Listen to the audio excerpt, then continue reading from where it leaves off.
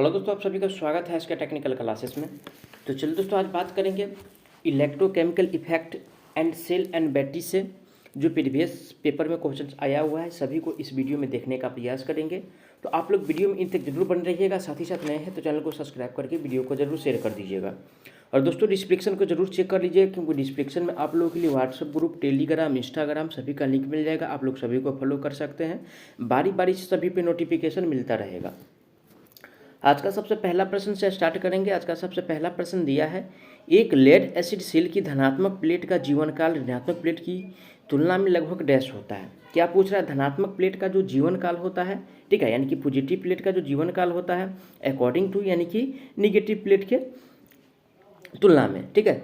तो देखिए दोस्तों, धनात्मक प्लेट जो होता है लेड एसिड सेल में, ठीक है, ऋणात्मक प्लेट की तुलना में लगभग ये जो होता है ना, ये होता है आपको, ये होता है आधा होता है। क्या होता है? यानी कि 1/2 होता है। क्या? धनात्मक प्लेट की संख्या ऋणात्मक प्लेट की संख्या की तुलना में क्या होता है? 1/, यानी कि 2, यानी कि आधा होता है। ऑप्शन ए में कह रहा है समान, तो समान नहीं होता है, ना 3 गुना होता है, ना 2 गुना होता है। ये जो होता है आधा होता है। तो राइट आंसर जो होगा दोस्तों, ऑप्शन इसका टी सही हो जाएगा। आगे बढ़ेंगे नेक्स्ट क्वेश्चन पे। आज का अगला प्रश्न जो दिया हुआ है, ठीक है, कह रहा है क्वेश्चन, लेड एसिड बैटरी में कितने सेल श्रेणी क्रम में जुड़े होते हैं?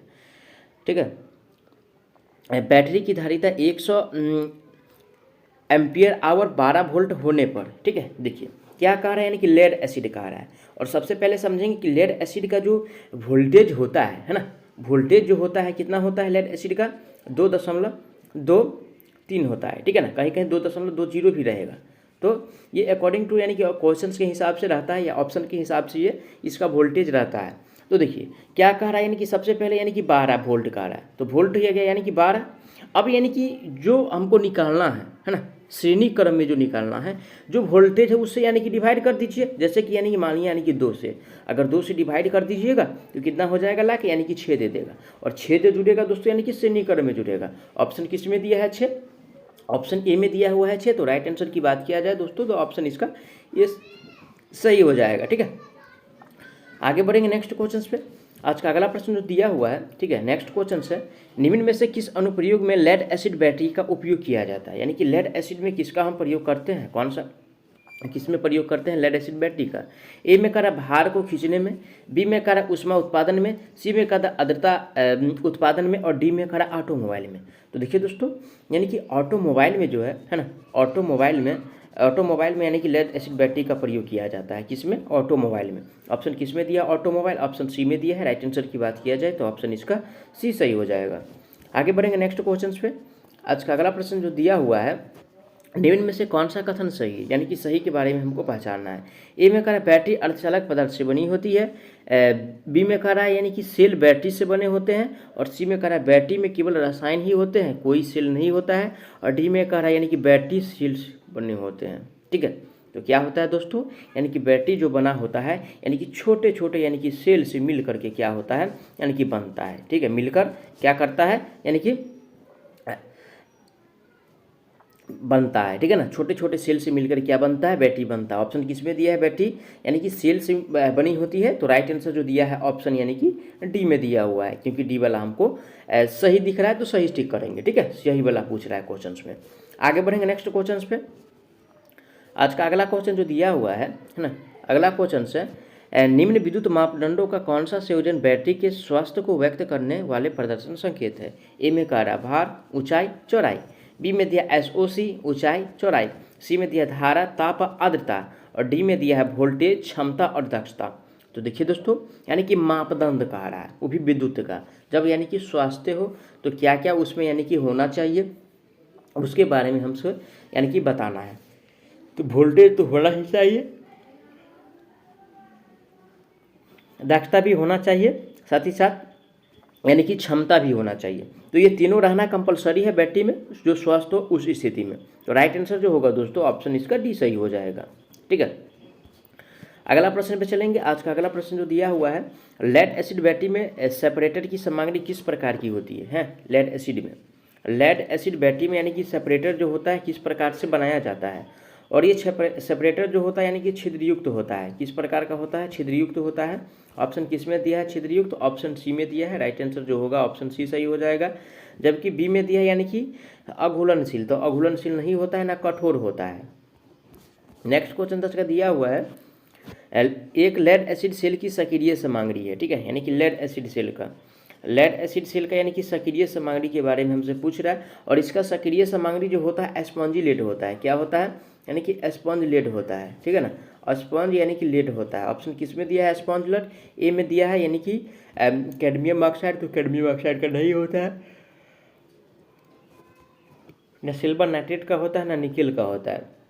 इसका सक्रिय सामग्री जो होता है स्पॉन्जी लेड का होता है, जो कि ऑप्शन डी में दिया है। करेक्ट आंसर की बात किया जाए तो ऑप्शन इसका डी सही हो जाएगा। अगला प्रश्न पे बढ़ेंगे। नेक्स्ट क्वेश्चन 10 का दिया हुआ है, अगला प्रश्न, लेड एसिड बैटरी में सल्फेशन का क्या कारण है? ए में कारण अपूर्ण यानी कि इनकम्प्लीट चार्ज, बी में दिया है भारी आवेशन, सी में दिया है मंद आवेशन और डी में दिया है तीव्र आवेशन। तो देखिए दोस्तों, यानी कि सल्फेशन जो देखा गया है मेनली रूप से, ठीक है, ये देखा गया आपको यानी कि अपूर्ण आवेशन, जब इसको यानी कि इनकम्प्लीट यानी कि पूर्णतः चार्ज नहीं किया जाता है, ठीक है ना, तो इसको इसमें यानी कि सल्फेशन देखने को मिलता है। तो राइट आंसर जो दिया है इनकम्प्लीट चार्ज, ठीक है, इनकम्प्लीट चार्ज ए में दिया है। करेक्ट आंसर की बात किया जाए तो ऑप्शन इसका ए सही हो जाएगा। आगे बढ़ेंगे नेक्स्ट क्वेश्चन पे। नेक्स्ट क्वेश्चन से, बैटरी की क्षमता को किस में मापा जाता है? यानी कि बैटरी की जो क्षमता होता है किस में उसको यानी कि मापते हैं, ठीक है, यानी कि बैटरी की क्षमता को किस में मापते हैं? तो देखिए दोस्तों, बैटरी की क्षमता को जो मापा जाता है यानी कि मेजर किया जाता है एम्पियर घंटे में मेजर करते हैं। किस में? एम्पियर आवर में मेजर किया जाता है। ऑप्शन किस में दिया है? Ampere hour. ऑप्शन ए में दिया है एम्पियर आवर। राइट आंसर की बात किया जाए तो ऑप्शन इसका ए सही हो जाएगा। यानी कि वाट यानी कि शक्ति का यूनिट क्या होता है? तो वाट होता है। एम्पियर किसका है? तो यानी कि विद्युत धारा का यूनिट है। ये सब ध्यान रखिए, क्वेश्चन बार बार पूछा जाता है। अगला प्रश्न दिया, सीसा एसिड बैटरी में डैश को विद्युत अपघट्य स्वरूप उपयोग किया जाता है। किसमें? यानी कि लेड एसिड सेल में, है ना। और लेड एसिड सेल में जो अपघटन का प्रयोग किया जाता है दोस्तों, किसका प्रयोग करते हैं? तो लेड एसिड सेल में यानी कि H2SO4 का प्रयोग करते हैं, ठीक है, सल्फ्यूरिक एसिड का प्रयोग किया जाता है। ऑप्शन ए में कहा सोडियम हाइड्रोक्साइड, तो सोडियम हाइड्रोक्साइड का प्रयोग नहीं करते, ना HCl का प्रयोग करते हैं, ना LiSO4 का प्रयोग करते हैं, ठीक है, ओनली फॉर H2SO4 का प्रयोग किया जाता है, ठीक है। और ये क्वेश्चन जो कि NPCL में क्वेश्चन पूछा हुआ है, तो आप समझ सकते हैं कि NPCL में भी किस प्रकार का क्वेश्चन पूछा जाता है। राइट आंसर की बात किया जाए तो ऑप्शन इसका बी सही हो जाएगा। नेक्स्ट क्वेश्चन पे चलेंगे। आज का अगला प्रश्न दिया है, एक शुष्क सेल का वोल्टेज कितना होता है? यानी कि सूखा का आकार है, यानी कि ड्राई सेल का आकार है। और देखिए दोस्तों, ड्राई सेल का जो वोल्टेज होता है 1.5 के आसपास, यानी कि 1.5 के आसपास होता है। कोई सेल का यानी कि 1.4 भी आपको मिल जाएगा, है ना। तो राइट आंसर की बात किया जाए, ऑप्शन ए में दिया है 1.5 वोल्ट। तो राइट आंसर जो होगा दोस्तों ऑप्शन इसका ए सही हो जाए, क्योंकि यानी कि सूखा सेल का हमसे पूछा हुआ है। और 3.6 जो दिया हुआ है ना, 3.6 जो वोल्ट दिया हुआ है, ये लिथियम आयन सेल का है, ठीक है ना, लिथियम बैटरी का है। और ये मान सकते हैं लेड एसिड सेल का, है ना। चलिए आगे बढ़ेंगे नेक्स्ट क्वेश्चन पे। आज का अगला प्रश्न जो दिया हुआ है, कह रहा है कि बैटरी की क्षमता को डैश में व्यक्त करते हैं, ठीक है। तो देखिए दोस्तों, यानी कि बैटरी की क्षमता को यानी कि एम्पियर आवर में व्यक्त किया जाता है। किसमें?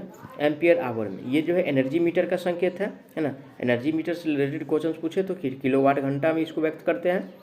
और HP जो होता है दोस्तों यानी कि मोटर का होता है, ठीक है, किसका होता है? मोटर का होता है। तो ऑप्शन सी में दिया हुआ एम्पियर आवर। राइट आंसर की बात किया जाए तो ऑप्शन इसका सी सही हो जाए, क्योंकि बैटरी वाला हमसे पूछ रहा है। अगला प्रश्न पे चलेंगे। आज का अगला प्रश्न जो दिया हुआ है, अगला प्रश्न, एक पूरी तरह से चार्ज किए गए सीसा एसिड सेल में इलेक्ट्रोलाइट का विशिष्ट गुरुत्व लगभग डैश होता है। तो देखिए दोस्तों, अगर पूर्णतः चार्ज है ना, तो इसका जो इलेक्ट्रोलाइट का विशिष्ट गुरुत्व होगा 1 यानी कि 20 के आसपास होगा, है ना। ऑप्शन किस में दिया है? 1.20। ऑप्शन नंबर सी में दिया है। राइट आंसर की बात किया जाए तो ऑप्शन इसका सी सही हो जाएगा। अगला प्रश्न पे चलेंगे। नेक्स्ट क्वेश्चन जो दिया हुआ है आज का, कह रहा है कि सीसा एसिड सेल की धनात्मक प्लेट डैश से बनी होती है। किसका? यानी कि सीसा एसिड यानी कि लेड एसिड सेल का।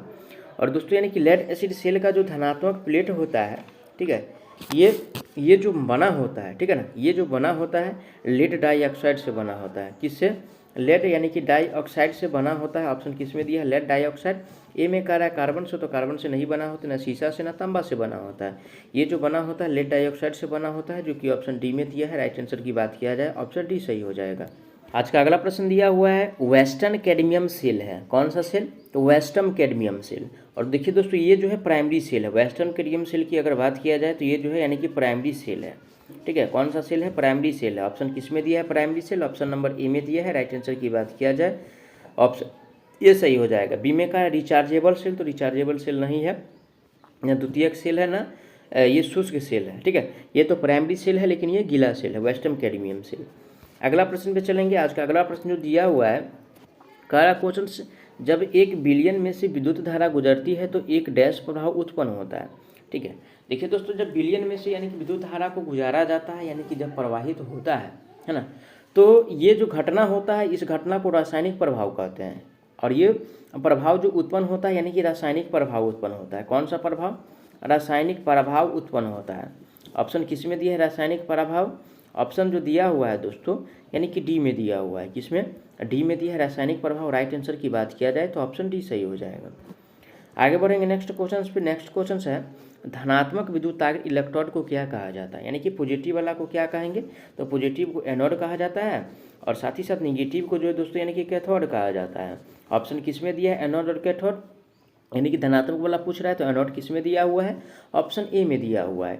राइट, एक मिनट, क्या कह रहा है, धनात्मक का कह रहा है, क्या कह रहा है दोस्तों, यानी कि धनात्मक पॉजिटिव वाला कह रहा है, ठीक है। और पॉजिटिव वाला को क्या कहेंगे, एनोड कहेंगे। ऑप्शन ए में दिया है एनोड। राइट आंसर की बात किया जाए ऑप्शन ए सही हो जाएगा। जबकि सी में जो दिया हुआ है कैथोड ये ऋणात्मक का है, यानी कि निगेटिव वाला का है, ठीक है।